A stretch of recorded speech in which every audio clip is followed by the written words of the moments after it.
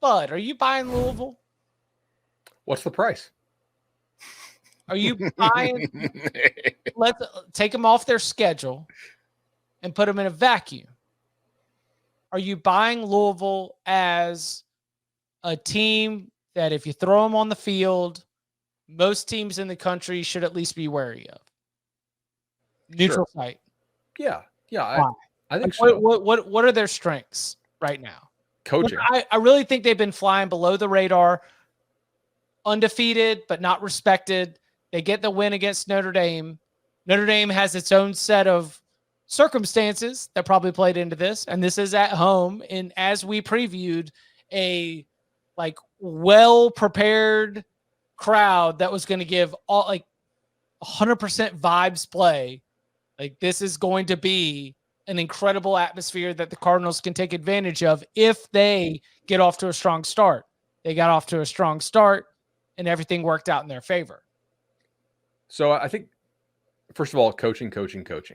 Louisville outcoached Notre Dame tonight. They have a better coaching staff than Notre Dame does. I think it's by far. But I said that on the Wednesday show and the Thursday show, and we got ripped for it. So who ripped you for it? A lot of people on Twitter think that Marcus Freeman's staff is better than Jeff Brom's staff, and guys, it ain't close. I'm sorry.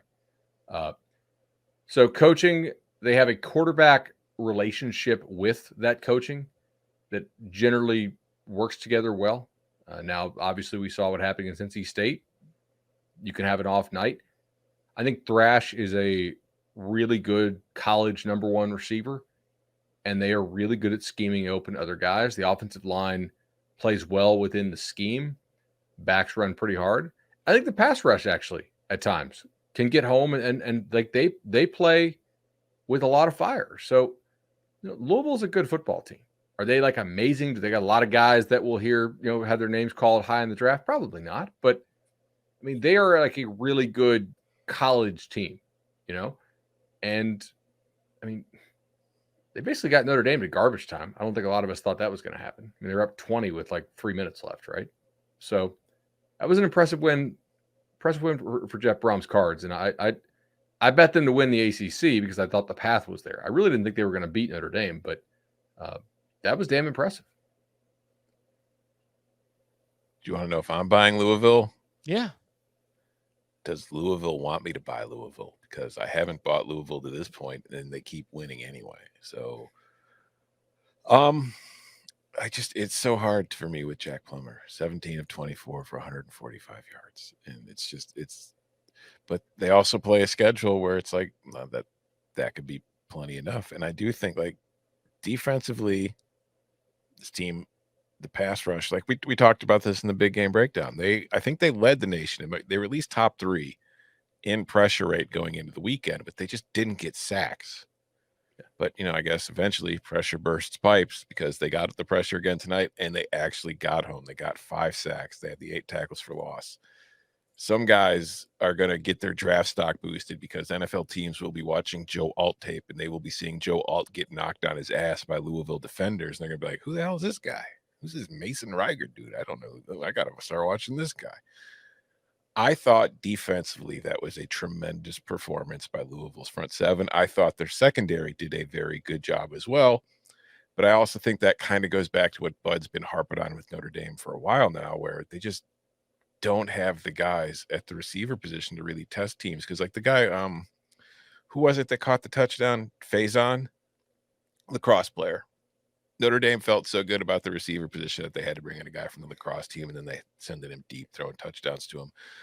But Notre Dame has so much difficulty getting guys open deep, and they're too reliant on their tight ends and short throws and big, burly men breaking tackles and running down the field. But at the same time, Notre Dame turned the ball over 5 times, and you're right.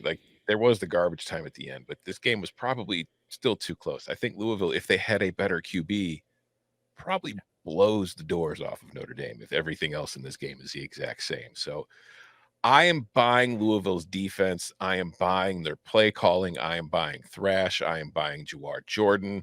I just worry that Louisville is going to lose a game it probably shouldn't. And if they do, it'll be because of the quarterback. They really only had one game where the defense looked poor, And it was that opener in the Dome against Georgia Tech. And they had like back-to-back drives there in that second quarter where guys got ejected for targeting, and it kept the drives alive. Remember? Like they totally lost their composure for like 20 minutes. Yeah. And then they kind of really got it back together. So maybe Louisville's defense is even better than I realized. Their schedule, guys, is at Pitt, bye, host Duke, host the Hokies, host Virginia, at Miami. And then they finish with the Kentucky team that just got annihilated. Yeah, but like for the ACC. For the ACC. Yeah. But look, hey, guys.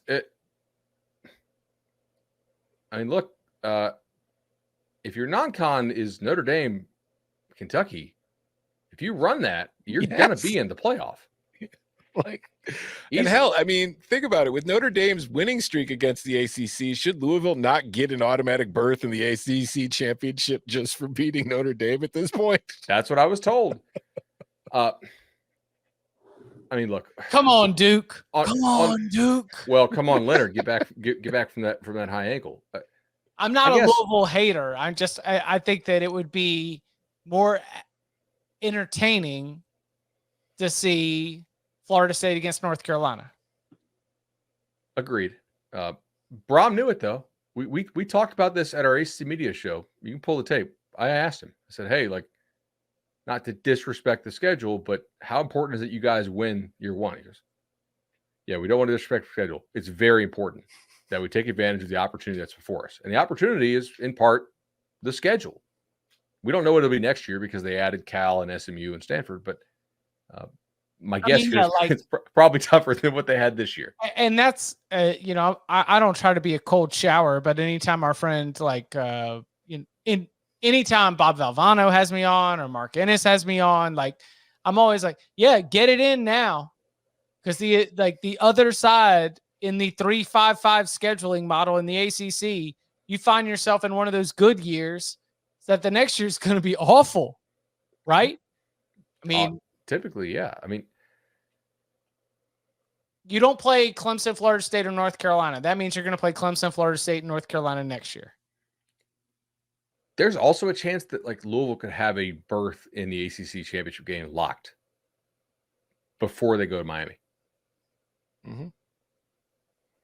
Think about it. Like if Miami already has an ACC loss now, they still have to go Clemson and at North Carolina and to Tallahassee. That head-to-head might not mean anything. They're sitting pretty now in part because of that Miami loss. They got to take care of business. A lot of football to be played. For Notre Dame, look. You're out of the playoff. I already thought you were out of the playoff with that offense, and I shot a TikTok about it, and everybody got mad at me. But that's okay. I was probably wasn't officially correct. Now I am. You're not going to win football games.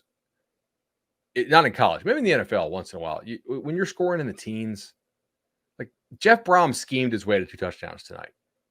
How many did Parker scheme his way to? Probably 0, right? They should have spent the money for Andy Ludwig. Okay. I know their receivers aren't great, but this offensive coaching for Notre Dame looks like crap to me. And I said it after Ohio State. They got bailed out against Duke. Tonight, it looked like crap again. I know they don't have their best receivers, but come on. Got whipped in the trenches, man. That's what it comes down. Yeah, you also couldn't. Yeah, what'd the backs go for? Like 60 yards, maybe? Mm-hmm. Didn't push anybody around.